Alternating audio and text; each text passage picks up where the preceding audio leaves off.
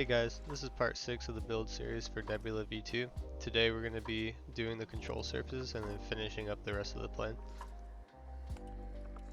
I'm starting with the ailerons because they're the most intensive control surface to get finished. It's built the same way as the wing. It's 3 ribs with foam stringers.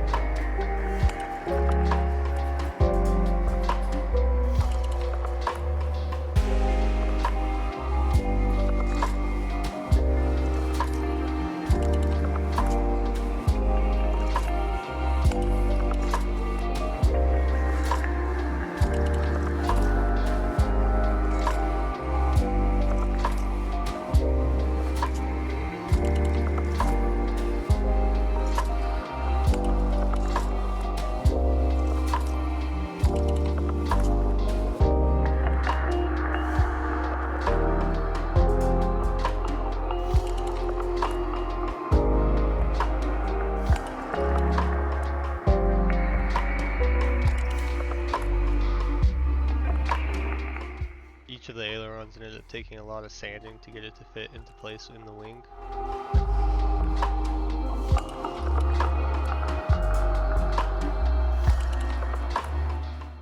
Each of the flaps is also made with just 3 ribs, but I used 3mm foam board instead of the 5mm. This is so that it can fit into the slot for the flap in the wing.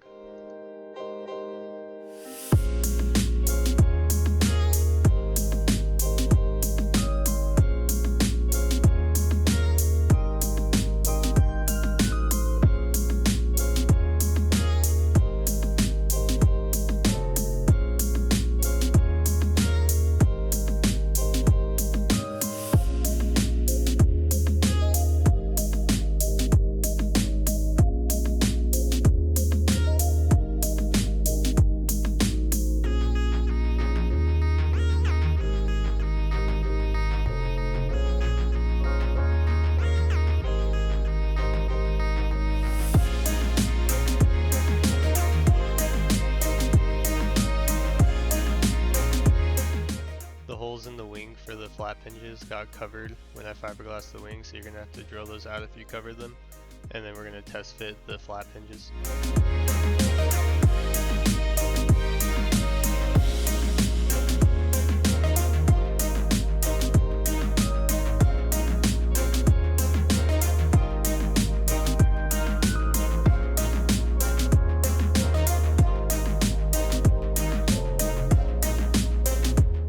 The flap servos are screwed into the motor mount, so they're supported on each side.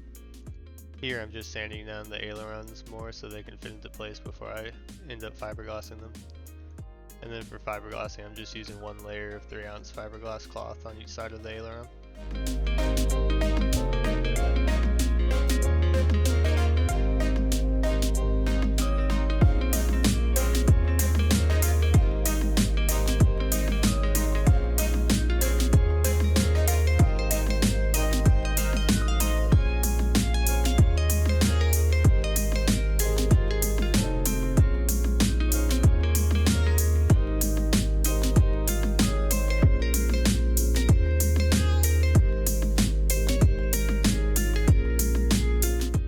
Using the same hinges I used for the doors on the fuselage to attach the ailerons to the wings.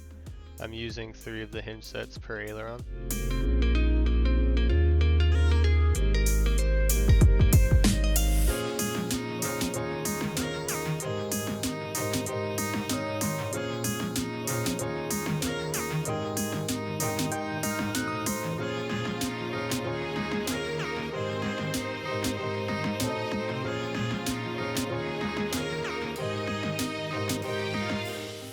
After attaching the ailerons with the hinges, I had to take some more material off of the ailerons to get them to deflect fully, and you might have to do this too. I plugged a servo tester directly into the wing connector so that I could center and connect all the servos to the control surfaces.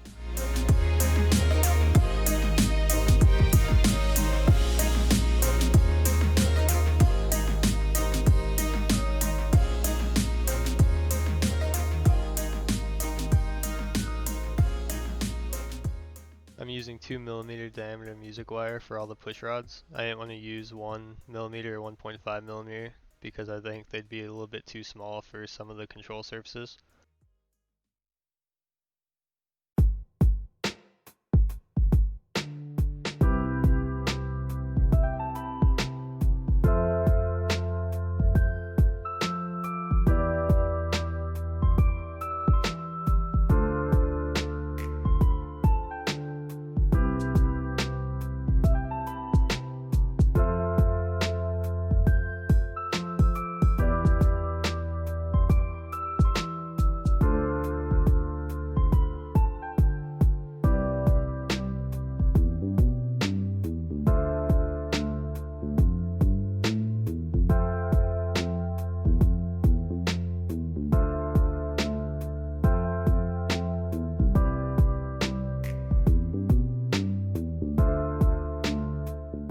After I make sure the flaps are in the position I want them to be in, I use Gorilla Glue to attach the flap hinges.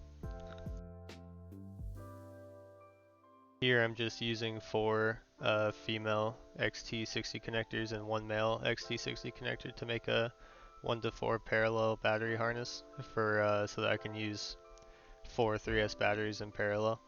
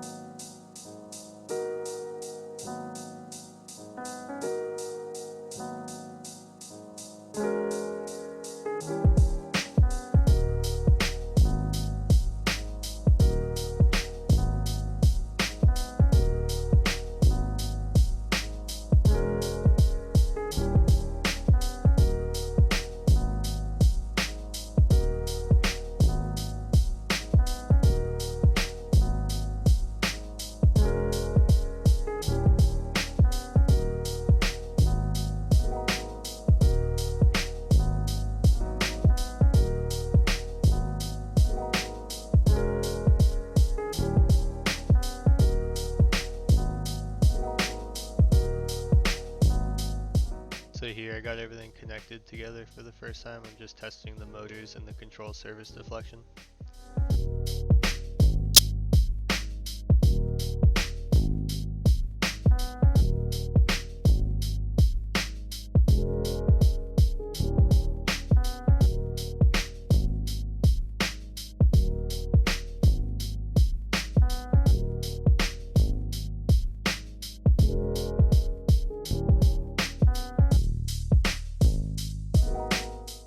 So with everything finished, the plane ended up being about 35% overweight from my target goal.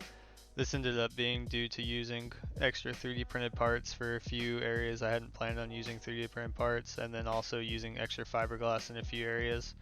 The landing gear ended up being a bit heavier, especially in the nose as well. And then each wing by themselves ended up being about 1.2 kilograms, so they ended up being heavier than I had initially estimated.